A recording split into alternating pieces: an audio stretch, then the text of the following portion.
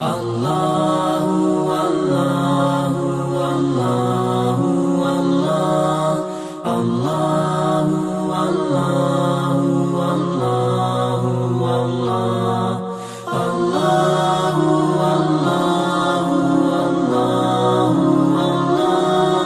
Allah.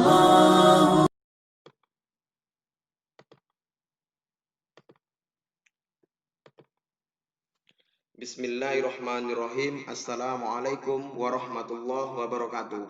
Baik Ananda, pada pagi hari ini kita akan membahas mengenai muatan bahasa Indonesia. Di sini Ustadz akan menjelaskan di pembelajaran 1 dan pembelajaran ketiga mengenai menentukan ide pokok dalam teks laporan dan cara membuat peta pikiran berdasarkan ide pokok laporan. Ya, mari kita simak bersama-sama ya.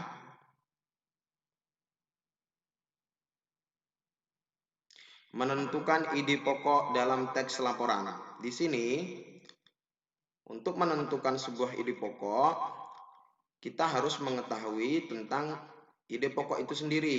Nah, di sini ide pokok berisi barisan atau pikiran utama yang dibahas dalam sebuah paragraf.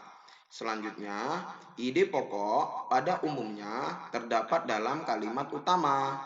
Selanjutnya, saat mendengarkan laporan, dengarkan dengan seksama agar kamu dapat menentukan ide pokok dan isi laporan dengan jelas. Di slide berikutnya, ayo dengarkan teks laporan berikut dengan cermat.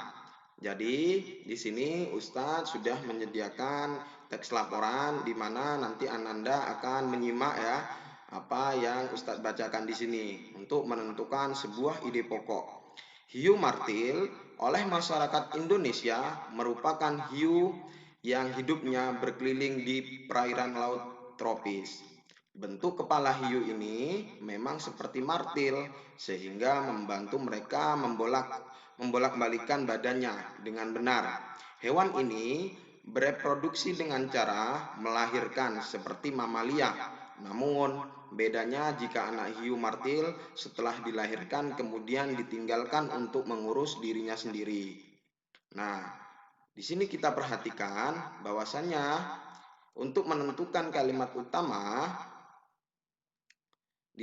di dalam yang Ustadz bacakan tadi mengenai teks ya, itu yang berwarna kuning adalah ide pokoknya ya, yang nomor 1 itu yang berwarna kuning tulisannya. Hiu martil oleh masyarakat Indonesia merupakan ikan hiu yang hidupnya berkeliling di perairan laut tropis. Tentukan ide pokoknya. Nah,